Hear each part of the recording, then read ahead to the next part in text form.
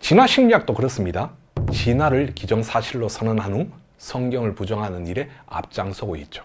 진화 심리학에 따르면 폭력은 현대인의 선조들을 생존에 유리하게 만들었던 적응 행동입니다.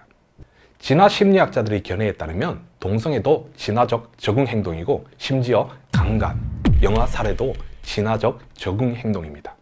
그것은 죄가 아니라 진화의 과정에서 한때 생존에 유리하게 작용했기 때문에 인류에게 남아있는 진화된 본성입니다. 진화 심리학에 따르면 도덕과 윤리도 진화적 적응 현상입니다. 심지어 종교와 신도 진화적 적응 현상입니다. 종교를 가진 개체가 종교를 가지지 않은 개체에 비해 생존에 유리하기 때문에 종교성은 진화되었다고 합니다. 종교를 가지고 있으면 그렇지 않은 사람들에 비해 어려운 현실을 극복하고 생존할 확률이 높기 때문이랍니다. 그들에게 하나님은 생존에 유리하게 작용하여 만들어진 관념에 불과합니다. 하나님께서 진화의 방법으로 세상을 창조하셨다는 유신 진화론자들은 진화 심리학의 연구 결과들을 어떻게 받아들일까요? 그들이 진화론을 받아들이기 때문에 진화 심리학의 연구 결과들을 무시하기는 어렵습니다. 왜냐하면 진화 심리학에서 사용하는 마음의 진화 메커니즘이 신체의 진화와 동일한 방식으로 작동하는 것이기 때문입니다. 놀랍게도 21세기의 C.S. 루이스로 불렸던 팀 켈러 목사님도 유신 진화론을 지지하셨습니다. 저는 팀 켈러의 과학주의라는 책으로 그분의 유신 진화론을 비판하는 적이 있습니다. 그분이 유신 진화론을 지지하시면서 창세기 1장을 역사로 읽지 않으시고 서사시로 읽으시는 문제에 대해 비판한 것뿐입니다. 팀 켈러 목사님께서 진화론을 지지하시기 때문에 한 논문에서 이 문제를 언급하셨습니다.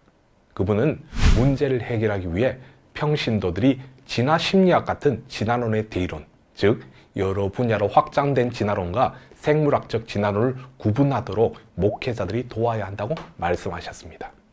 이 말은 생물학적 진화는 사실이나 진화 심리학 같은 다른 분야로 확장된 인문학적 진화는 사실이 아니라는 말입니다. 둘을 구분하는 것이 문제를 해결하는 데 도움이 될까요? 전혀 도움이 되지 않습니다. 앞에서 언급했던 것처럼 진화론과 확장된 진화론들은 돌연변이, 적자생존, 자연선택이라는 동일한 메커니즘을 사용하기 때문입니다. 진화론은 다른 분야로 계속 확대되고 있습니다. 사람들은 더 이상 성경에서 답을 찾지 않습니다. 놀랍게도 성도들도 점점 그렇게 되어가고 있습니다. 무엇 때문일까요? 물론 다양한 이유가 있겠지만 진화론의 영향이 큽니다. 오늘날 세상은 많은 문제를 진화로 해결합니다. 진화라는 키워드로 검색해보면 진화적 관점으로 다양한 연구들이 진행되고 있는 것을 봅니다. 연구자들은 이미 진화가 사실인 것으로 연구하고 있고, 그 연구 결과를 접하는 사람들은 자연스럽게 연구물과 함께 진화를 학습하게 됩니다. 이런 작업들이 차질 없이 진행되고 있기 때문에 다음 세대들이 교회를 떠나게 되는 것입니다. 프로이트는 인간의 욕망으로 세상을 설명했습니다. 그는 인간이 기본적으로 근친상간의 욕망이 있다고 했습니다. 근친상간의 욕망이 사회로부터 억압되었고, 억압된 욕망이 무의식이 되어 무의식적인 행동으로 드러나는 것으로 봅니다. 프로이트의 이론은 설명력이 있습니다. 그는 이 욕망과 무의식으로 당시의 학자들이 설명하지 못했던 많은 행동들을 설명해냅니다. 그러다 보니 사람들은 프로이트가 말한 근친상간의 욕망을 실제로 가지고 있는 것처럼 여기게 됩니다. 아무리 자신의 마음을 들여다보려고 했어도 그런 욕망을 발견할 수 없지만, 프로이트에 따르면 억압된 욕망은 자신도 알 수 없는 것이라고 합니다. 과연 그럴까요? 프로이트에 따르면 인간은 근친상간의 욕망을 가지고 태어난 존재입니다. 인간이 자유하기 위해서는 욕망을 마음대로 실현할 수 있어야 한다고 말합니다. 오늘날 많은 심리학자들이 근친상간의 욕망을 잘 언급하지 않습니다. 그러나 근친상간의 욕망은 프로이트 심리학의 기본입니다.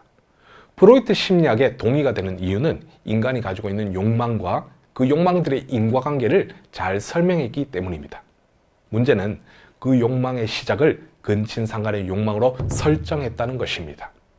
그의 이론을 따라가다 보면 근친상간의 욕망이 실제하는 것으로 여겨지게 됩니다. 진화 심리학도 마찬가지입니다. 진화 심리학은 동의가 되는 부분이 많습니다. 그렇다고 해서 사실인 것은 아닙니다. 이전 영상에서 언급했던 것처럼 변화와 기원은 다릅니다. 인간의 본성은 달라질 수 있지만 그 달라짐이 없던 본성, 없던 마음을 만들어내는 것은 아닙니다. 진화 심리학의 설명력을 따라가다 보면 그 바탕이 되는 생물 진화론을 사실로 받아들이게 됩니다. 진화가 사실이 되게 됩니다. 그렇다면 성경은 어떻게 될까요? 성경은 고대 신앙 소설로 추락하고 맙니다. 이렇듯 진화론은 우리를 성경에서 떠나가게 만듭니다. 이것이 제가 이 사역을 하는 이유입니다. 감사합니다.